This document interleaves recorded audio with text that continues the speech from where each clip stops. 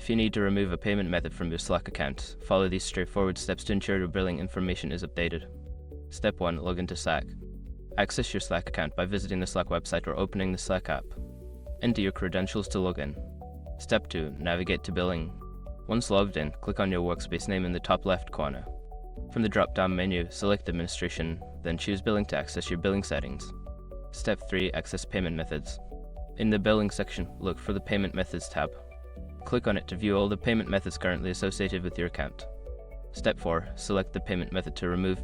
Identify the payment method you wish to remove. There should be an option next to it, such as Remove or Delete. Click on this option to proceed. Step 5. Confirm removal. A confirmation prompt will appear to ensure you want to remove the selected payment method.